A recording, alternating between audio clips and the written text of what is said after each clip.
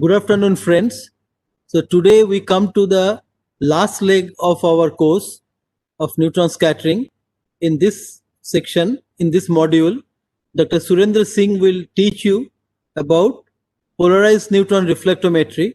That is a very popular tool these days for thin films, various kinds of thin films. Dr. Singh's expertise specifically on magnetic thin films. I am sure some of you will be very interested to know this. So in the last two modules on small angle and PNR, here we are talking about small q experiments, so large r. So we talk about large inhomogeneities in small angle neutron scattering, and here you will find with neutrons we will do all those things that you have learned to do in school level: reflection, refraction, and how to get idea about various properties of thin films using these experiments. So without any further ado, I will request Dr. Singh. Good afternoon, all. So I'm going to start the new technique which you just now you have heard from Dr. Basu is characterization techniques and a unique technique to characterize the thin films and multilayers. So today's lecture actually course structure will be something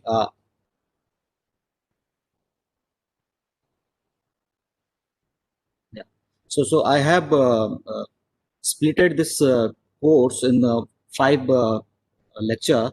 Today I will be talking about the introduction of neutron and X-ray reflectometry, and then next lecture I will talk about the facility and kind of data analysis we do for this technique, and then in the next 2 lecture we will take a few application of these techniques, especially for both magnetic film and non-magnetic films.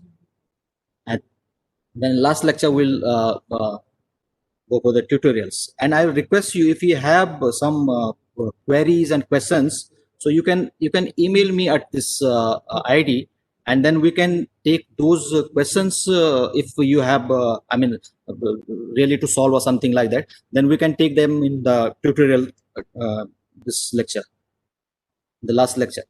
So, as this course is progressing, I'm sure you might be aware of all this property of neutron, because what we are doing is we are using one of the property of the neutron and studying that particular field of the condensed matter.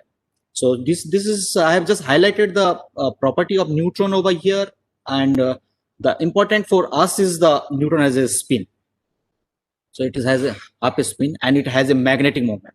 So this property of neutron will be using to get the magnetic depth profile or magnetic information from our thin films and multilayers. And these are the typical values I have given here: how to change energy from, how to get the velocity from energy, and how to correlate it with other like kinetic energy, wave vector, wavelength. So this is a bit handy things, because we will coming across with these things in our lecture. So just a recap, because you have done 3 modules of this scattering technique. So why it is very good for condensed matter. So as I said, we are just using a particular property of neutron and applying that property to study the condensed matters. Like we have a neutron wavelength and energy just right for the condensed matter. We have a which suits our structure and dynamics for condensed matter to study. So we use this property of neutron. Then neutron cross section. Neutron cross section is depends on it is it is different for same Z value. Like you can distinguish hydrogen and deuterium. So we have a isotopic dependence, because we have different cross section for different isotopes. So we can use that property and study the things accordingly. Also, we have this hydrogen deuterium contrast. So we can have different kind of nuclear form factor for isotopes as well. As I said, we have a neutron has a magnetic moments, so we can study the magnetic order. It is weak probe, as you might be knowing that we can just use a Fermi pseudo potential to describe whole neutron scattering. Neutron scattering theory in condensed matter. What I mean to say is thermal neutrons, because we cannot go for the high energy neutron. So in thermal neutron, where we are talking about the neutron scattering for condensed matter, this is very good techniques there is, I mean, theoretically we can interpret like in other way. In X-ray, you might have seen that there are so many big expression and there are so many interactions because it is an electromagnetic wave, and it becomes little bit complex as compared to the neutron. And it is chargeless, so it has a high penetration. And one thing I'm sure other people might have also said this. This is one of the technique where we can think of any complex sample environments. Like we don't think this kind of sample environment like we have high pressure things, we have low temperature, we have high magnetic field. All these things can be applied in a neutron instrument easily as compared to the other macroscopic techniques like squid. And a squid, if you want to put a high pressure setup, then it is not possible. But in neutron scattering techniques, this is the one of the handy things one can go about. And this is a non-destructive technique because then we can use this sample for other measurements also. So this is just a recap which you may be knowing very well. So I will straightway come to the now reflection. So what we do understand by reflections is we all of us know what is the reflection. Like in optics, we are studying from our school days. So same thing happens for this X-ray, hard X-ray, as well as for neutron also. And that I'm going to explain in this lecture.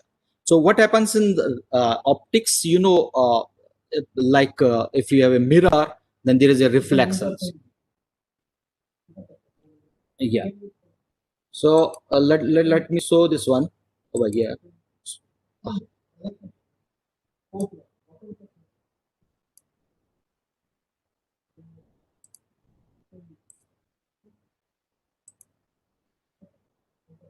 Yeah. So like we have here a pond, and in the middle of the pond,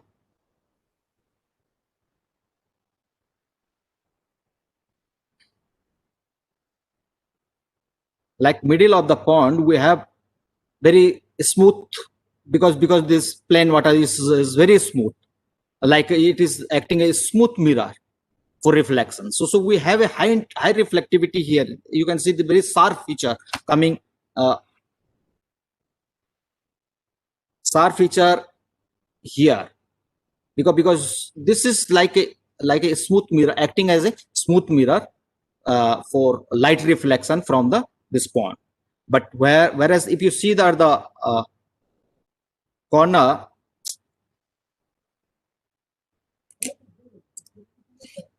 so we have there the surface is not smooth in this region. Okay, so we have a blur image over there. So this is simple. We are studying from our school days that if a mirror is very smooth, then we have a sharp reflection, and if it is a blurred, then we have a blur reflection if this is the rough surface. Okay, so same thing we will study in this lecture also. So I will here explain a typical defined two kind of reflectivity which we talk about regularly and which you also understand. So typical here in the figure A, I have shown a heterostructure and reflection geometry. Like neutron is reflecting from this interface, and it is reflected. Incident and then reflected.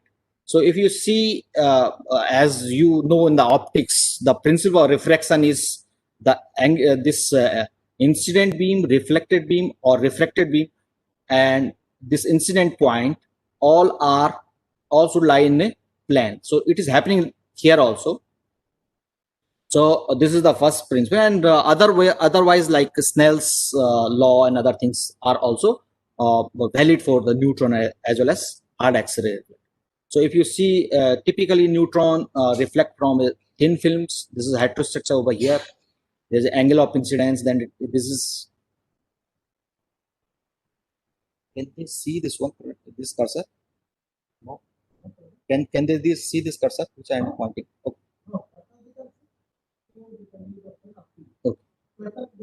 Okay.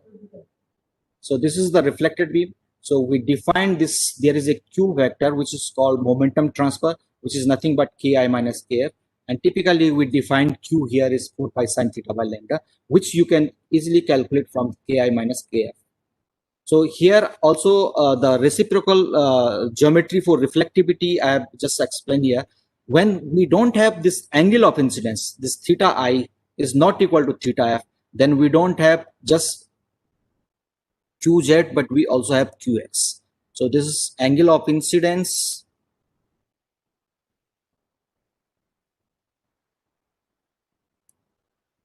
So like we have a surface and we have angle of incidence, and then it is angle of reflection.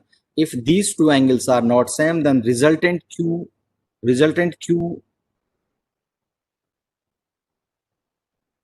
is like this. And then we have a perpendicular component as well as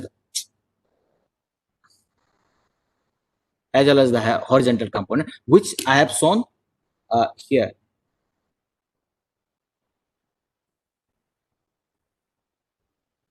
So which I am showing here in this figure. So we have both Qx as well as Qz components.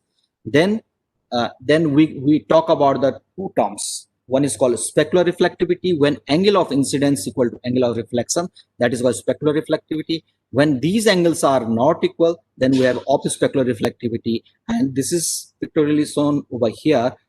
This red is angle of incidence, and this is for red wave vector. We have angle of incidence equal to angle of reflection. So we have a specular reflection, and which are not satisfying that condition, those are the off-specular reflectivity. So from here, I have just defined two terms, specular reflectivity and off-specular reflectivity. And mostly in this lecture, we will talk about the specular reflectivity only. So what is the neutron reflectivity? The basic theory. And as you may be knowing, because in the previous lecture, people have told you the nuclear neutron interaction.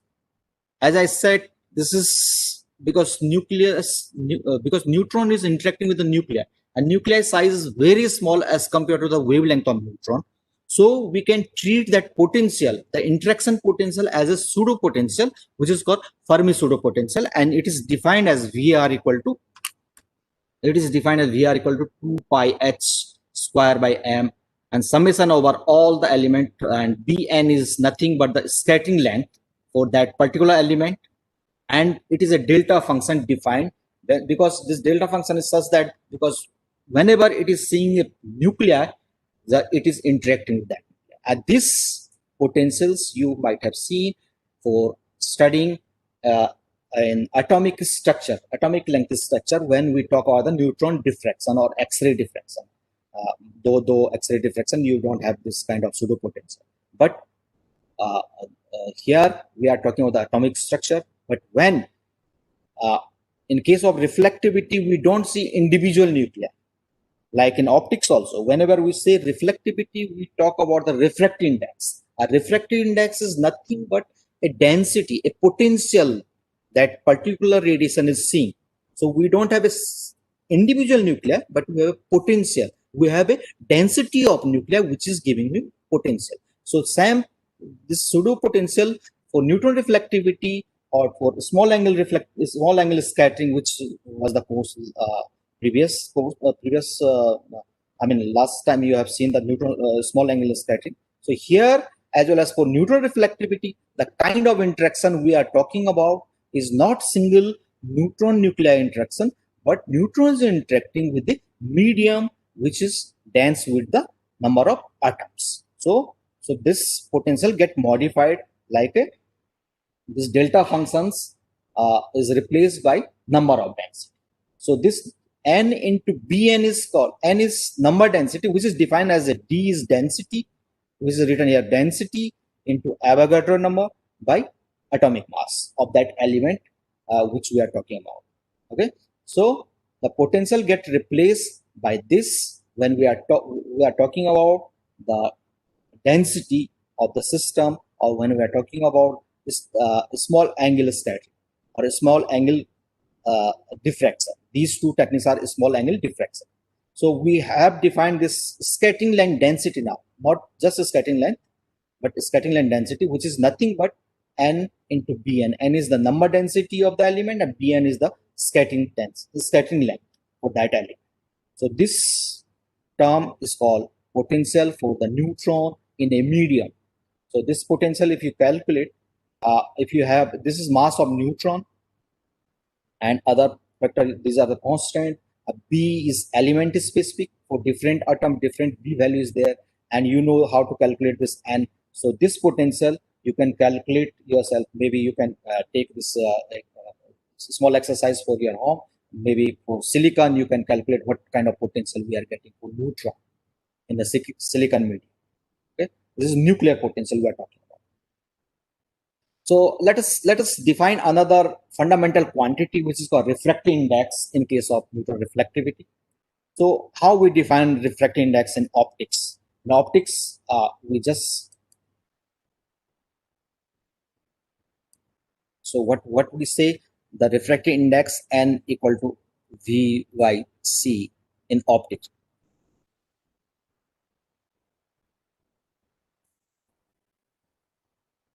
N equal to v by c. On other way, if you were talking about the wave vector, then it is k by k0, where k0 is the area medium or k is the in the medium.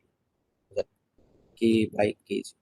Okay, this way we define the refractive index, and as you will see here also. So what we are doing, we are taking a matter wave, which is neutron wave, and we have defined two mediums, like medium 1 and medium 2 over here. And this is the neutron beam in the air medium. It has no potential, so it has a kinetic energy EI. And here it has a kinetic energy as well as potentials in the medium, which we just defined what should be the potential for neutron in case of reflection. So this becomes, so what we do, we solve this equation, we write a Schrodinger equations for neutron in the medium of potential V, and which is nothing but del square psi by del r square 2m by h bar square E minus V is the total energy in the here medium, and this is V psi equal to 0.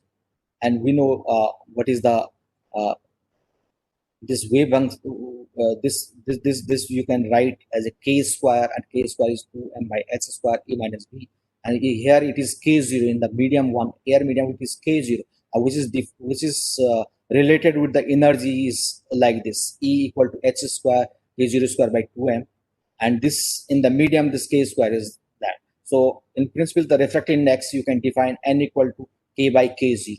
So these terms, if you calculate k equal to 2m by h square E minus V, so simply what you will get,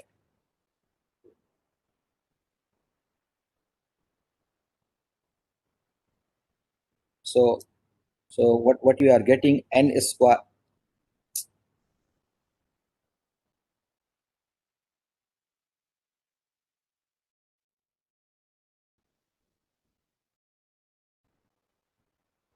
n square equal to k square by k0 square.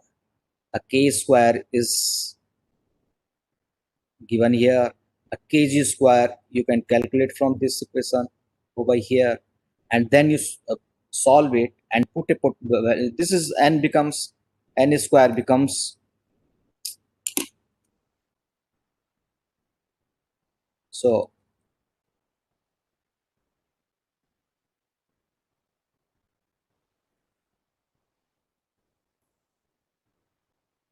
n square equal to k square by k0 square equal to 2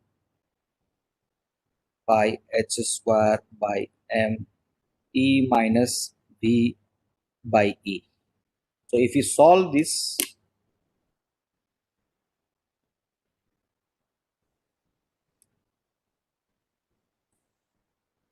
so you will get n equal to 1 minus lambda square 2 pi nb.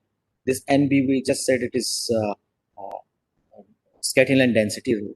So in principle, B is B, what we are saying is scattering length. It is a complex quantity because there is and for most of the element, the absorption part is almost zero. And if you see this value n minus lambda square 2 pi n b, this is 10 to the power minus 6. So we have refractive index very close to 1.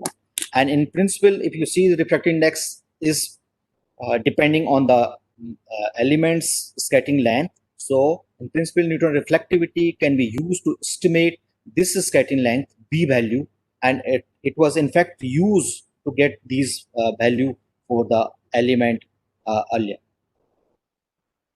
So from this again, if you see, we have Snell law. Snell law in optics says, like we have here in optics, our angle of incidence is this I, okay, and angle of reflection becomes R over here. So if an angle of refraction becomes this R over here. So Snell law says sine I by sine R equal to N. But since we are talking about the angle of incidence, this theta, this is grazing incidence because our refraction is very small. As I saw in the previous slides, N equal to 1 minus 1 minus 10 to the power minus 6, that factor, another factor. So it is very close to 1. So we are talking about the grazing angle of incidence. So in our case, this sine I by sine R equal to N becomes cos theta I equal to N cos theta T, where theta T is the angle of this reflection. So N becomes cos theta C. So if you calculate, you put this value of N, which we have just calculated in previous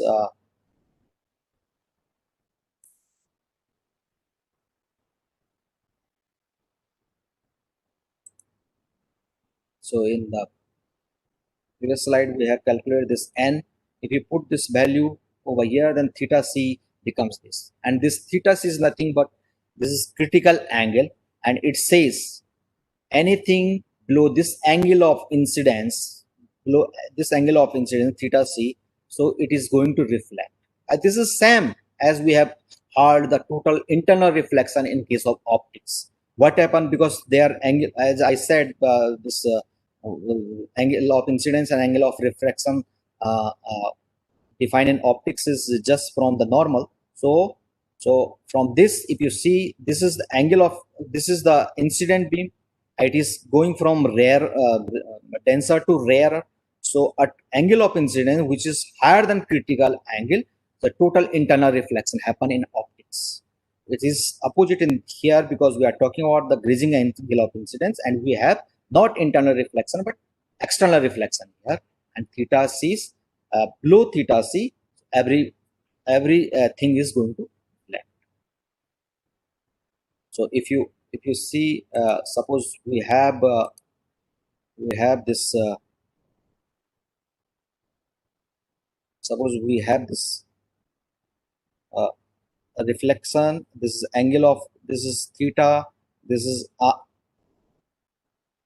is R, then there is angle of theta C here, theta C, and below this angle of incidence we have whatever incidenting on the sample is reflecting. This reflectivity is 1.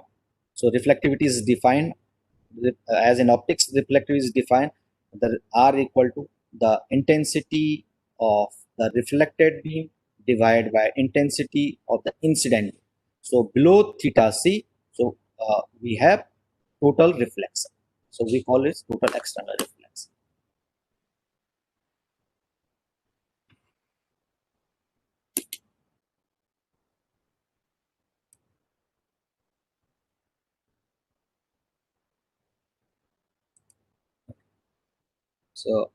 So I have a few these elements over here, and the scattering length for different elements is listed in, this is in Fermi, and this is N, which I'm saying N number density for each element, and this is the scattering length density, rho B here.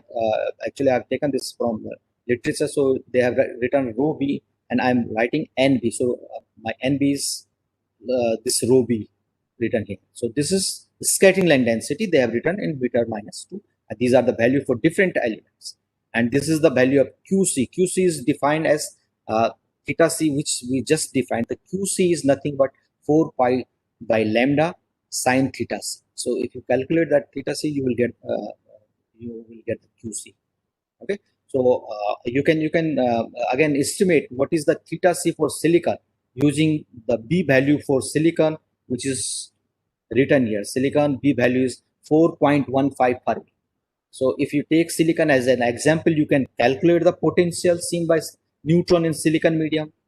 We have B value, we know the atomic mass of silicon, we know the density of silicon. So using those parameters, you can calculate the potential as well as theta C for this neutron, thermal neutron, maybe say wavelength of 2 angstrom. So you can check what kind of values are coming. Okay. So simply we will again see the how we get this reflectivity pattern from a single layer. Like we have a substrate over here, and we have angle of we have a neutron wave incidenting on this interface, and it is reflecting. Then we have a transmission. So we have medium 1 and medium 2. Medium 1 is air, medium 2 is air. So at interface we have this energy conservation. The medium 1, what is the energy? This energy in medium 1 should equal to energy in medium 2 because of energy conservation. And in the medium 1 we just have kinetic energy. Medium 2 we have the potential energy also, because we have some medium there. Suppose it is a silicon, then the potential for neutron in the silicon. If you calculate these values, put this potential over here, which I have put next line, then you get kT square equal to ki minus square minus 4 pi. So what you are getting, you get the relation between this kT, this refracted wave vector and the incident wave vector here. And also if you see, if you have this variation in the number density or variation in the scattering line density is only in the z direction, and xy direction it is same, I mean along the depth, z direction along the depth, then you will have this x component will be same, x and y component, only we will have a variation in the z component of the wave vector.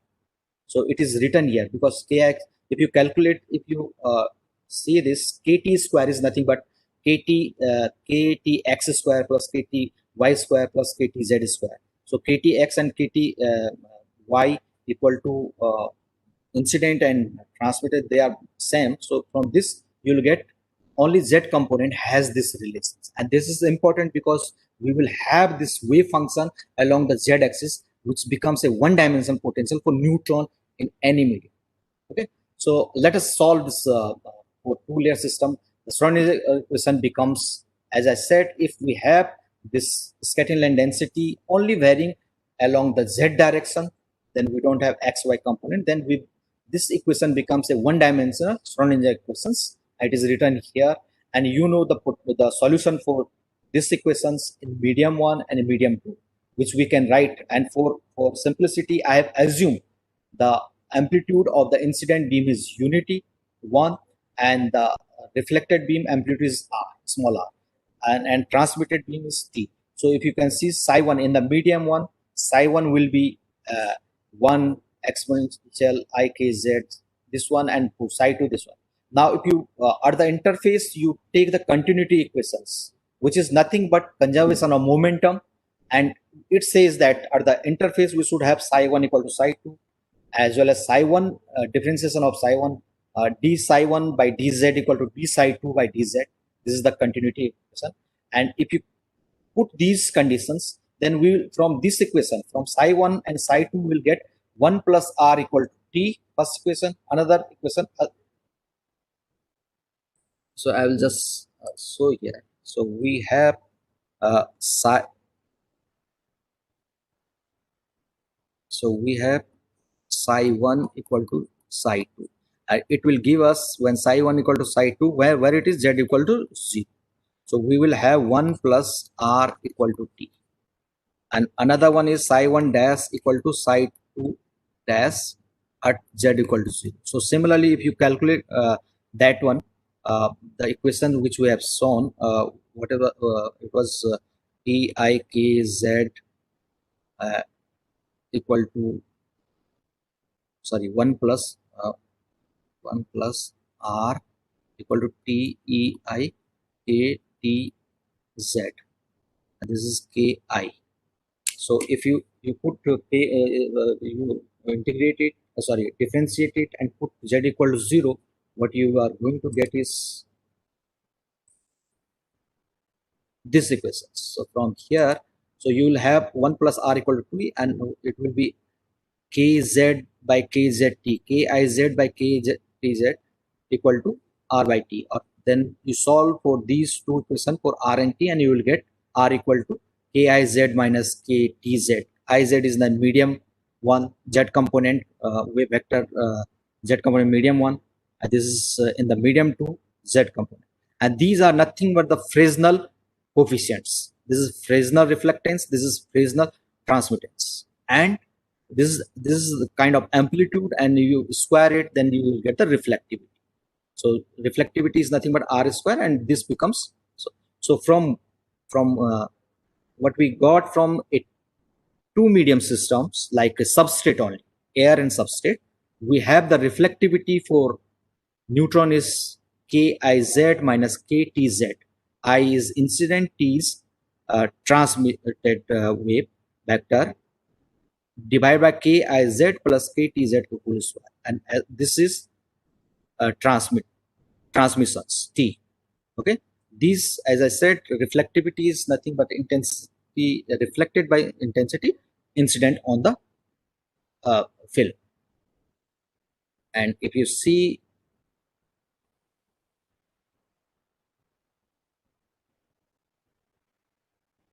yeah, so this is just we have obtained this relation, Fresnel relation for neutron.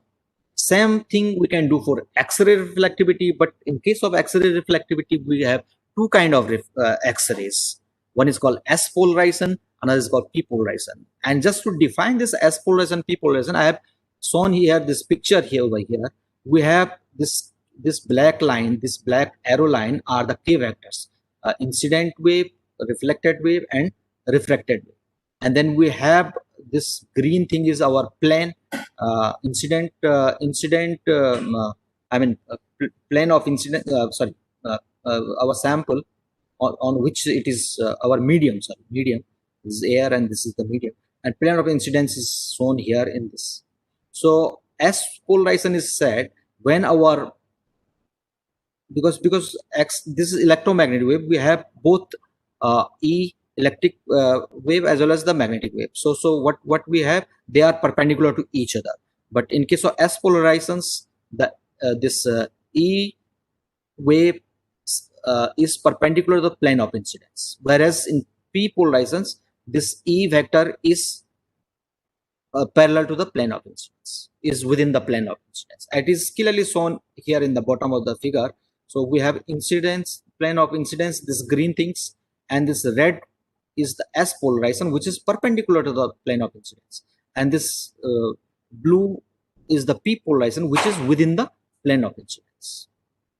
So that way we can write these equations. We can use these Maxwell equations. Del cross is equal to E and B correlation. This is curl equation for electric field, curl equation for magnetic field, how they are correlated. If you put these values, you can make a kind of wave equation for one dimension, because our what is happening in X-ray case, where dielectric thing is changing as a function of depth, because we have only this variation, because we have a medium in the Z direction and XY direction, it is uniform. So change is seen in the Z direction, because what is happening, we are going from air medium to some medium which has a dielectric constant. So we can solve these two equations, Maxwell equations, and what we get, I have written here for S polarizations, since we have E vector only in the Y direction, this is 0, this is 0, and from the previous okay, if you see this for S polarizations, if you solve this, so what we have is, I have told you, what we have is this is del cross, we have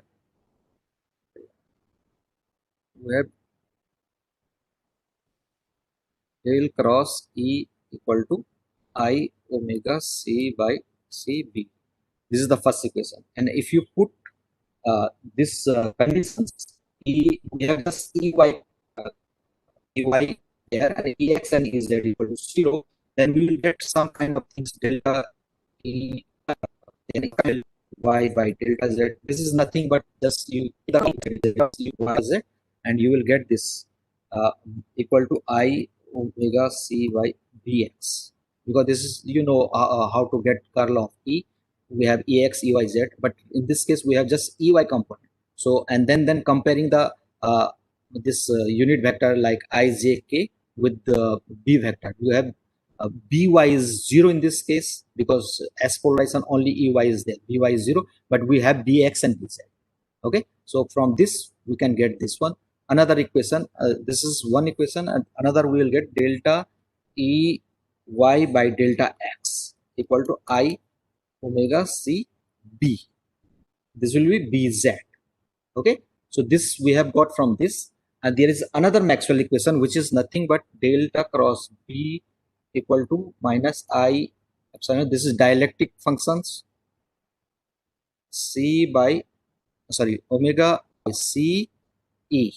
So by putting these values, again you can get same equation with this B and E from this curl of B, and then you will have these three equations from this equations. From this equation you will get like delta, you'll get delta Bx by delta Z. This is nothing what I'm doing. I'm taking the curl of B because I know By is 0, only I have Bz and Bx. So this left side delta curl of B becomes this one, and this is equal to and plus this is equal to I omega C, and E becomes EY because we have just EY over here. I omega CY, this becomes this. Okay,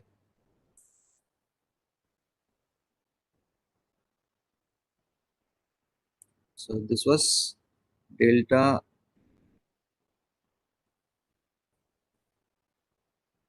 Bz by X equal to this. So we have these three equations, and if you eliminate Bx and By, then you and also use that we have this epsilon, dielectric function, only function of Z. So this becomes a one-dimensional equation. You just eliminate these two values, and then we will have only this equation, delta square E by delta Z square. This is EY in this case, plus Q square. Q square E equal to 0, where Q square will be this point. And similar way, this becomes like we did this Schrodinger equation for neutron, and for RS we will have Q1 minus Q2, where Q is this, Q1 minus Q2, 1 is the medium 1, medium 2. So similarly we get like we got in the neutron. And if you want to reflectivity, the square of this value will be there. For P wave, we have to solve same equations, but we will get a different kind of RP value here. In this case, RS, we have Ni sine theta I and minus Nt sine theta t. But in this case, we will have Ni sine theta t minus Nt sine theta I. So this is little bit difference, but the good thing is our reflectivity measurement, both neutron and X-ray, they are very small angle range. Okay, so within a small angle range, both the things give same results. Both S polarization and P polarization give the same values within a small angle range. So that's why sometimes we don't differentiate with these two things. But yes, if you are doing some other techniques, then we have to take care of this S polarization, P polarization in case of X-ray reflectivity. So I have just shown here the difference between the X-ray and PNR or neutron reflectivity. So what we have found is refracting index. So this we just now we have seen this refracted index is n equal to 1 minus alpha minus eta beta, where alpha for neutron is okay. Till now I have not said anything for polarized thing, so I will skip this part. So we have n square lambda square 2 pi by b coherent, this alpha, which just now we have calculated, and beta is nothing but n lambda square 2 pi b absorption when b is imaginary numbers, which I said for few element, for neutron b is the imaginary number. Okay, similar thing for X-ray, this becomes n lambda square r0 by 2 pi f0 ft. These are the atomic factors, you know, and this is the dispersion relation, and this whole things is almost equal to the value of Z for hard X-ray. Okay, and thus we have beta, which is the absorption factor over here. So for X-ray also, and if you calculate this value for element, so this factor alpha for X-ray becomes 10 to the power minus 5 for hard X-ray. Okay, I'm talking about hard X-ray. And for neutron, alpha becomes 10 to the power minus 6. If you calculate, I have shown you the table. If you use those values and you see this alpha will be 10 to the power minus 6. So we have for hard X-ray and for neutron, thermal neutron, we have refractive index very close to 1. Okay, so and if you calculate theta c has and another things which I want to just say over here, but we will not go through this. I have shown neutron has the magnetic moment, which I will explain later on. But for X-ray, we have both charge contribution, charge cross section, as well as the magnetic cross sections. And for X-ray, if you see these two values, then the ratio of these two comes 10 to the power minus 6, which is very small. That's why this is the reason from the hard X-ray we cannot get any information, magnetic information of the sample. This is very difficult because this cross section is very 10 to the power minus 6. So we will get no information from hard X-ray as for magnetic samples. And if we have polarized neutron, which I will explain, then we will have this contribution over here. So we can get the magnetic signal from polarized neutron. And here I have just compared for silicon. You see in this table, density I have given. This is nuclear scattering line density. This is alpha for neutron. This is beta for neutron, and this is the critical angle for a neutron. Similarly, I have calculated the same thing for X-ray also. So we have okay. So what we have for neutron Fresnel reflectivity is typically if you change that value into n1 minus n2 within the small angle range, n1 minus n2 whole square by n1 plus n2 whole square, that happens for X-ray reflectivity also. So from neutron, what we are getting both nuclear and magnetic scattering line density. For X-ray, what we are getting the electron scattering line density.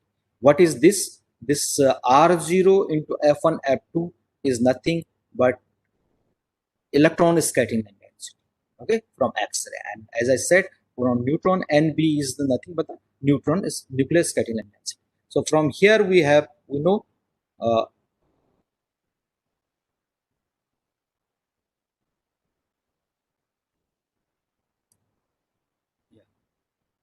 so let us see how the reflectivity looks like. I mean, reflectivity pattern looks like.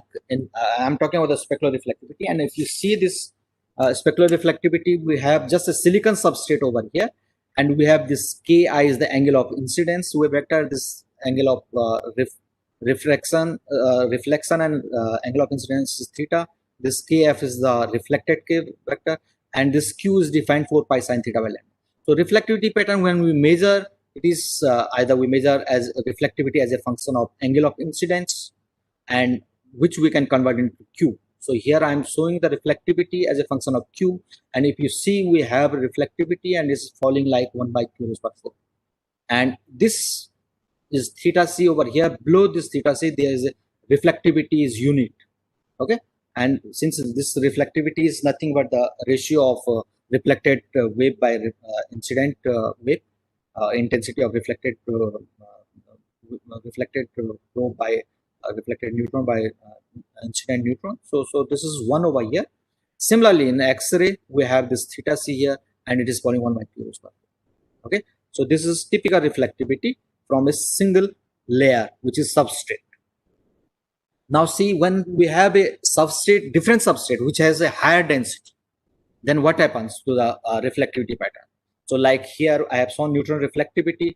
This red one is for silicon, and this blue one is for maybe nickel, which has higher density, as compared to the silicon. So our theta c has increased here.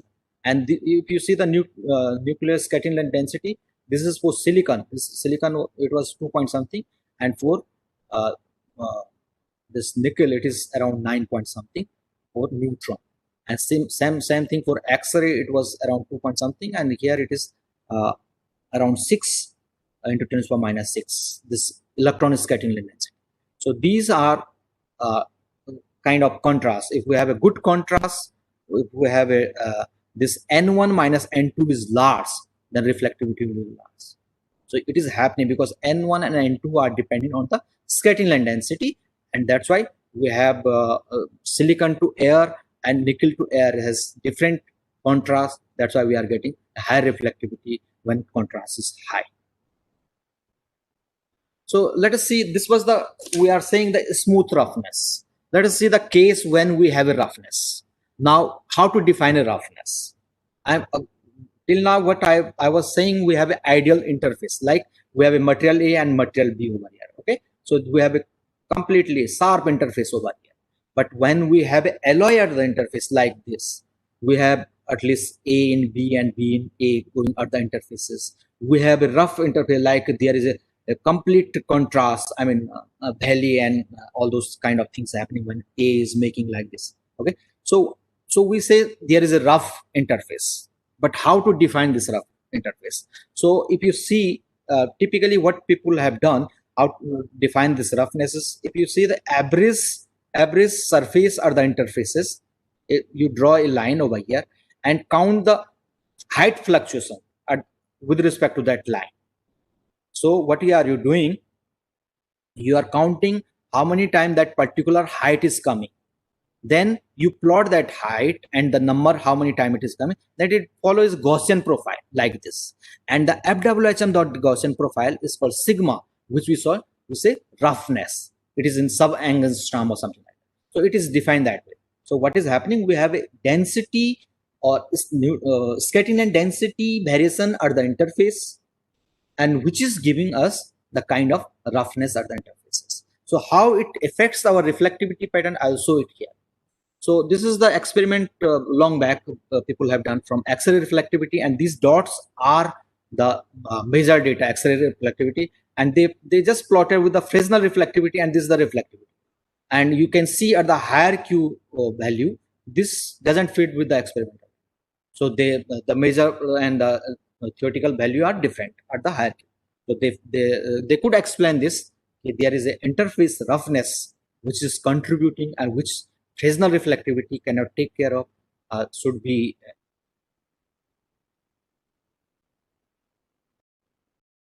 they have given a factor which is called like a Debye-Waller-like factor, where the Fresnel reflectivity, this R reflectivity, is multiplied by exponential minus Q square sigma square. Sigma is the interface roughness defined. So if you kind of plot this exponential decay form, which disturb your reflective pattern at higher Q, because it is minus Q square sigma square. So at higher Q, you can see from this experimental data, at lower Q it is fitting well, but at higher Q it is deviating. So they put this, there can be a Debye-like factor for the rough surfaces, which can take care of this value, which we say interface roughness. So from this, we can say we can get, if we do reflectivity, we can get the density, scattering density. How we can get that parameter, other parameter which can get the roughness by plotting, by simulating our reflectivity pattern or analyzing our reflectivity. So let us see. So how the roughness is affecting. I have shown here the reflectivity pattern. So this was this red curves for neutron reflectivity and X-ray reflectivity. This was when we have assumed very small roughness, 1 angstrom roughness at the interface. This is silicon substrate, okay, and the roughness is over here because it is deviating from. This is not sharp interface. Otherwise, it could have reached up to here. Okay, so we are saying there is a roughness. Let us see when we increase the roughness at the silicon substrate, which I have shown pictorially over here. If we increase this roughness over here, so you can see the reflectivity pattern get modified at higher Q. So this is when the roughness is very less.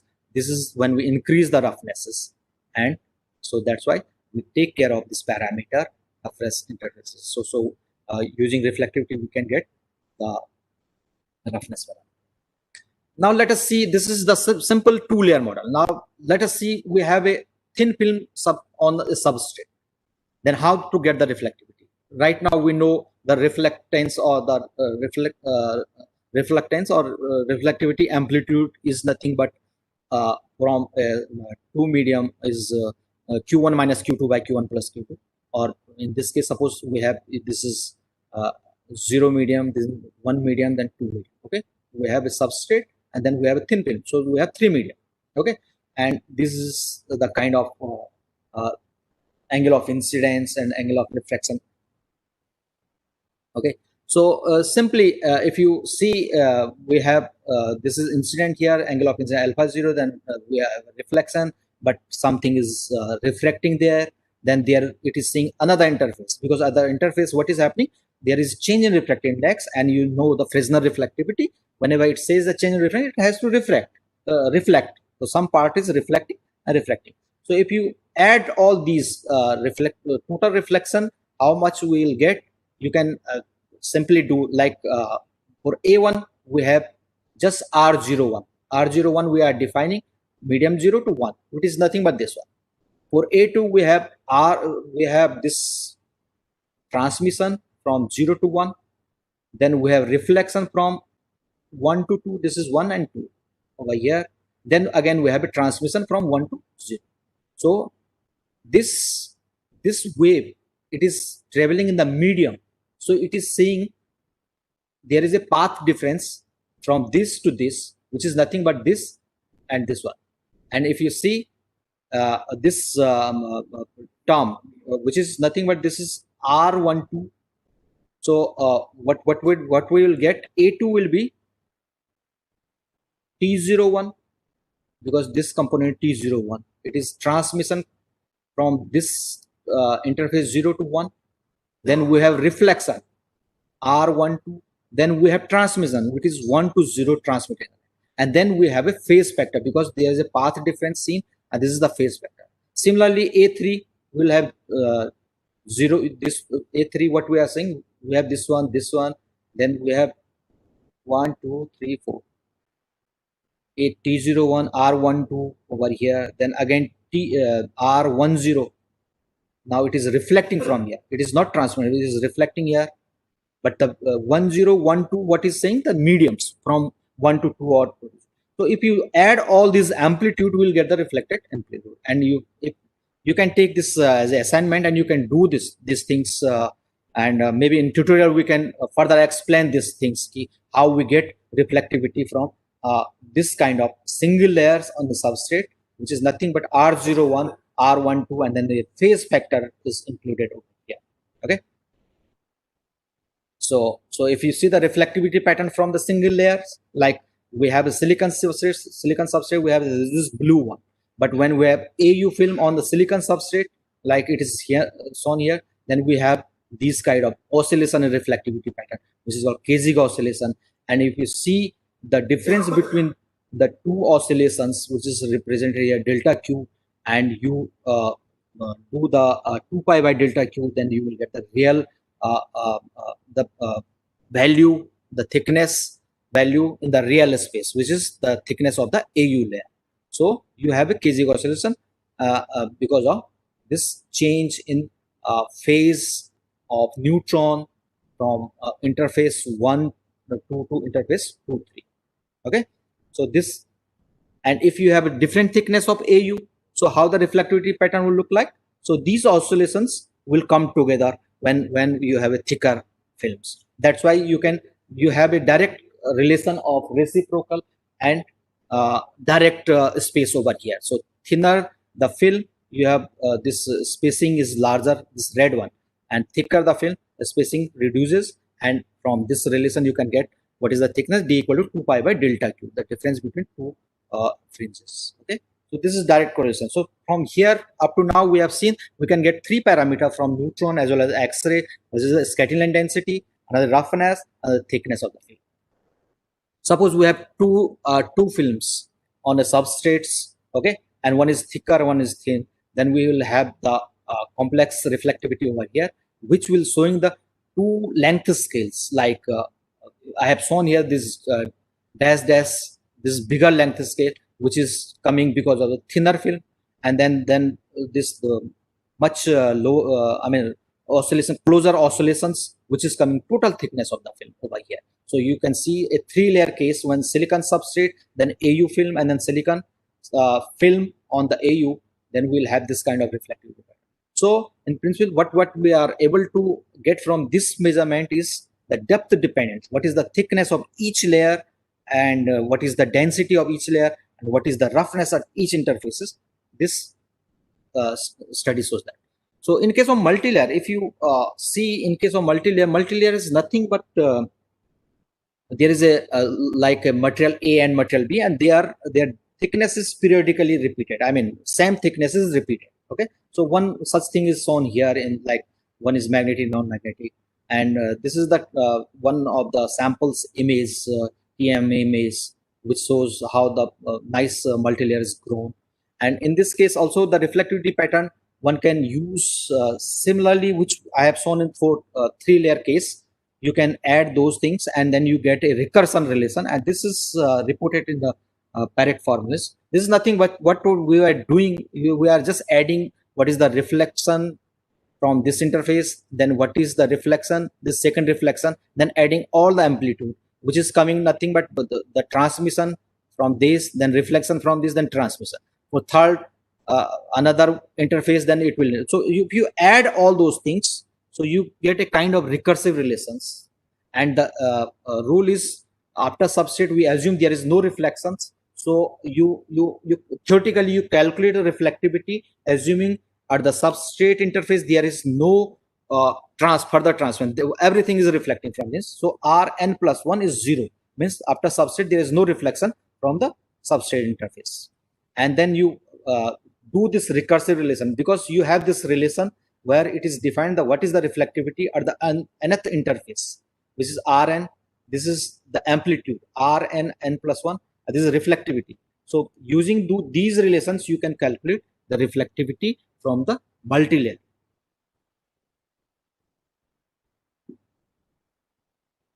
So there is another method also to calculate this reflectivity, which is called, which right now we just did like one-dimensional potential one.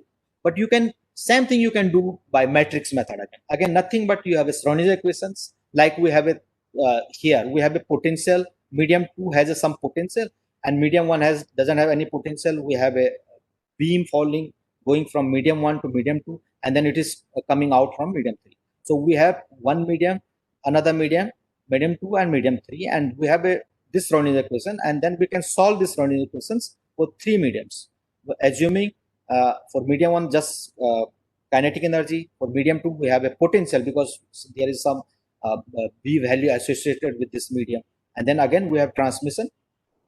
So just solve this one-dimensional potential equations, and in the matrix method what we do, we correlate this interface, this first this surface interface, what is reflecting from the surface, and to the transmission one.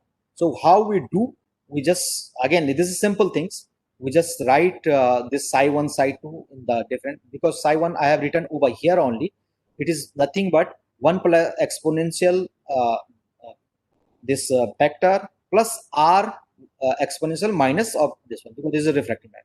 In medium 2, the wave equation will be a into exponential plus b into exponential of that kzz minus. Okay, and in the medium 3 we will have t this one. So we have these wave functions in medium 1, medium 2, and then you take this continuity equations like psi1 at this interface when z equal to 0 and z equal to L, the psi1 equal to psi2, here psi2 equal to psi3, and then you will get these kind of equation which you can put in the form of the matrix, and then you solve this matrix for T, R, and then you get the reflected reflectivity from it. So there are this is well documented in literature in the book. You can, I mean, this you can do.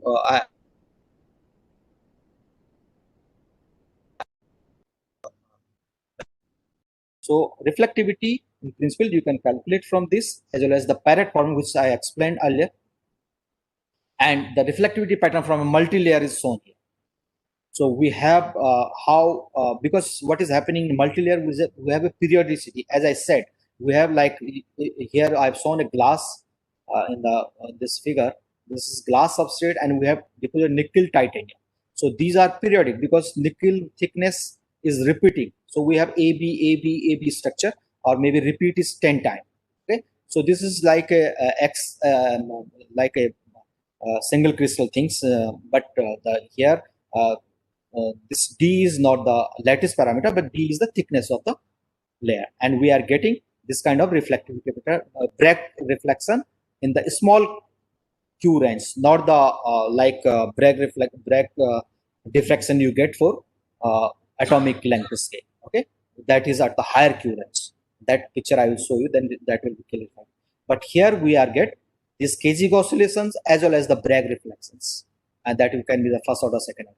And from this Kazig oscillation, we get the total thickness, and from the Bragg reflection, we get the what is the bilayer thickness. Like again, just doing it D equal to 2 pi by delta Q. And here I have shown the reflectivity pattern, neutron reflectivity pattern, which we have measured at our instrument from nickel titanium multilayer. And you can see the scattering line density profile is given here, how the for nickel and titanium, how it is periodic, and we get this first order Bragg peak and these Kazig oscillations. And here, yes, what I was saying, so we have a thin films on a substrate, and then at low angles, so within maybe 5 degrees, 6 degree angle of incidence, we have this reflectivity pattern. So this is single layer of thickness 80 angstrom. Another film we are taking, suppose thickness is 500 angstrom. So reflectivity pattern in the left side, you can see reflectivity pattern. This Kazig oscillation is larger in the case of thin film, and thicker film, they merge to each other. So we have very dense oscillation in the reflection. But if you do XRD, X-ray diffraction, then we are not talking about the single layer of the film. We are talking about the crystalline structure. We are talking about the lattice constant. Now the D, because we will have a Bragg peak over there also, and which is here.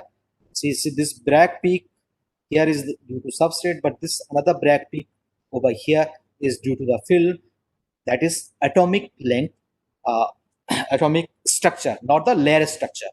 So atomic, what I mean to say about the atomic structure, we have the crystalline lattice planes over there, which is giving a Bragg diffraction at higher Q range. So if you want to know the structure of the crystalline structure of your film, still you have to do the XRD from your film. Okay, and then you get the what kind of phase, crystalline phase or crystalline structure you will use. But from the reflectivity, you will get what is the thickness of the layer you have grown in the film. Okay, you cannot say anything about the crystalline structure of that, whether it is amorphous or crystalline. From the reflectivity pattern, you cannot say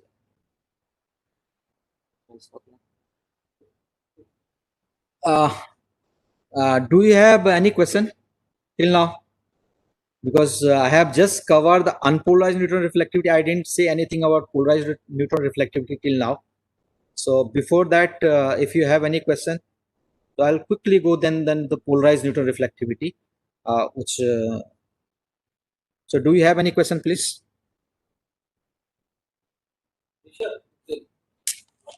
Not yet. So you, as I said, you can write an email. Yeah. So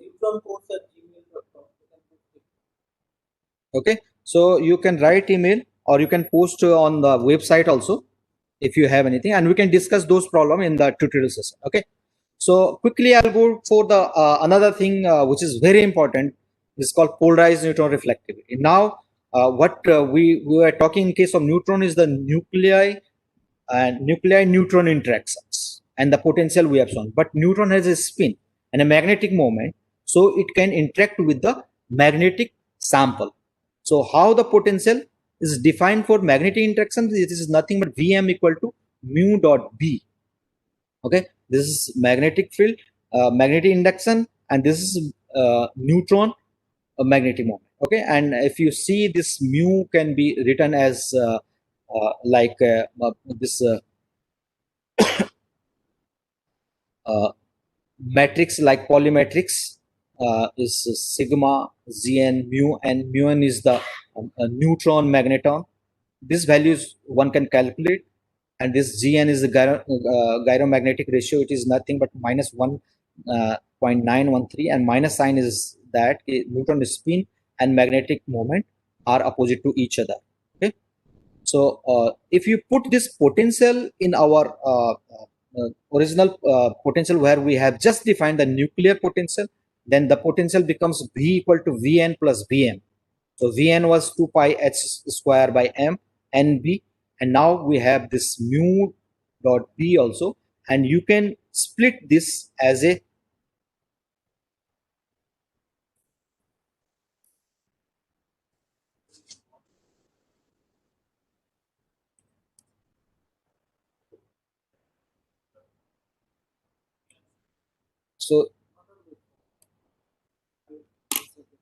so this nbn plus minus bm, you can get this Vm value by substituting this mu dot this one. Can they see this one? Yes. And this Bm you can define like this, where these different terms are obviously defined over here. This M parallel is the magnetic moment. Like for nickel, we say M is 0.55 mu B. Okay. They cannot see it. Yeah, so what happens when you put this kind of potential Vn plus Vm, so then your refractive index get modified, and it becomes refractive index becomes nothing but, again you will have same thing, 1 minus that lambda square something, and then you will have Bn plus minus Bm. And this plus minus is coming because of the interaction of neutron, because neutron is spin half particle. So if you apply magnetic field, it has two states, spin up and spin down.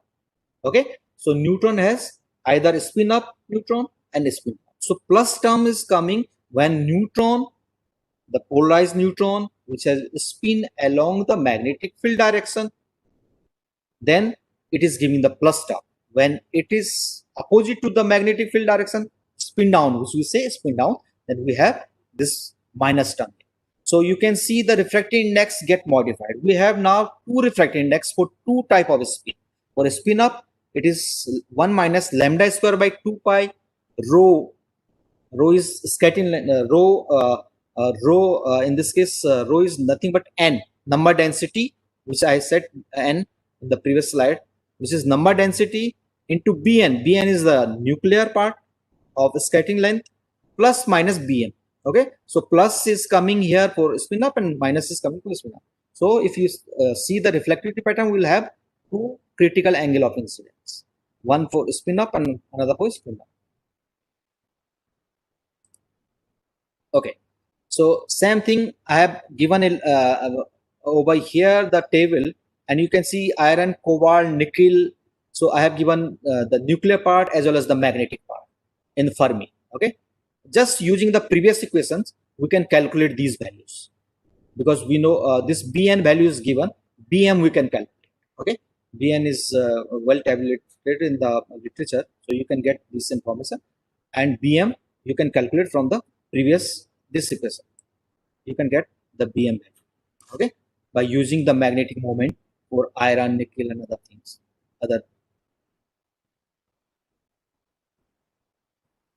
So you will get these for iron, cobalt, and nickel. These value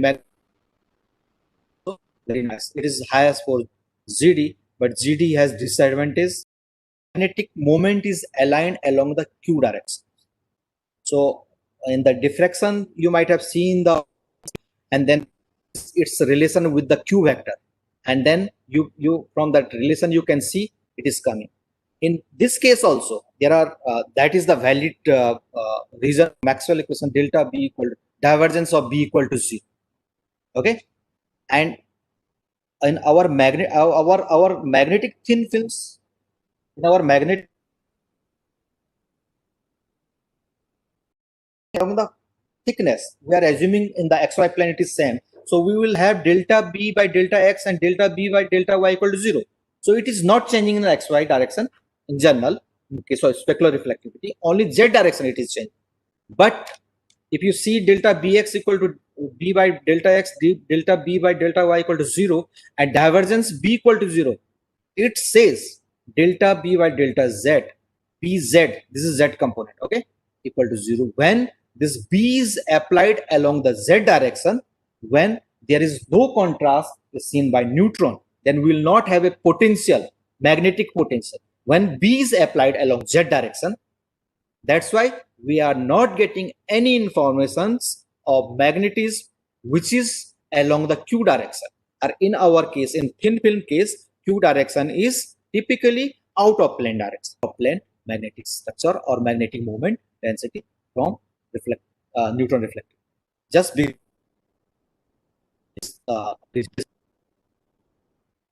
so here I have shown when we say polarized neutron. So when we have a polarized neutron reflectivity, then we have to define, like we have a, like suppose I will go to that one. I will draw here. Like I have shown here. So this is incident wave. This is it has spin up, spin down. Okay, and this is angle of incidence. But in the sample, if you see, we have discarded just now that our magnetization is not along the Q direction, means out of plane. So magnetization. So in magnetization can any direction. Suppose this is x-axis, this is y-axis. So this magnetization can have at any direction. So, but we'll consider suppose it has two components. One is along this direction. Suppose this is y-axis, and this is our axis of we will have two kind of reflectivity. First, assume alpha is 0. This alpha is 0 means our sample is L. So we have alpha equal to 0. Then we will have just spin up reflectivity is coming here. It will reflect, and spill down, and it will reflect. So we have two kind of reflectivity. When alpha equal to 0, we don't have other values. I mean, we don't have this M parallel and perpendicular two components, just M parallel component. Then we have the cobalt moment is aligned because of external magnetic field, and typically what we are getting from here, these two reflectivity for two spin. So you can see theta c also changed. For spin down, theta c is this, and spin up, theta c is higher. And if you see, this is the nuclear part, nuclear scattering density. This is magnetic scattering density, and we are getting Bragg peak. But additional thing you might have observed here, Bragg peak only for spin down. Why we are not getting Bragg peak for spin up neutron? So this is a very peculiar case of cobalt copper. If you see, we have cobalt is the magnetic here. Now this spin up reflectivity is coming because of rho n plus rho m, nuclear plus magnetic scattering, and spin down reflectivity is coming for copper and cobalt. That's why we don't have that. Bragg peak is there, but that is not high intensity Bragg reflectivity pattern, and the difference between two reflectivity pattern will give us the magnetic reflectivity part. And then we'll see data analysis and other things, which I told you. Though I don't think. So yeah. So typically, what we know from X-ray reflectivity. So specular part I'm talking about. So what we get is depth profiling of layer structure, thickness of in the multilayer about few fraction of nanometer, thickness of each layer. Okay, and another parameter, interface roughness of each layer, and in case we get buried interfaces also.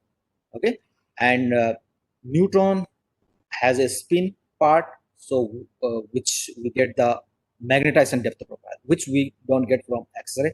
As I told you, X-ray this magnetic cross section is very less, so we don't get the magnetic information from X-ray.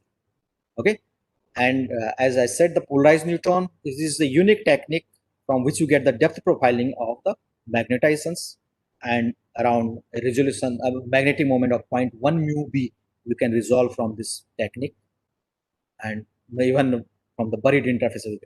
We have soft X-ray, but that is just for the surfaces. Okay, and if we do the polarization analysis, which I will talk next lecture, then we get the magnetic structure from this also. And these are the typical references which you can read about these techniques. Okay. And thank you.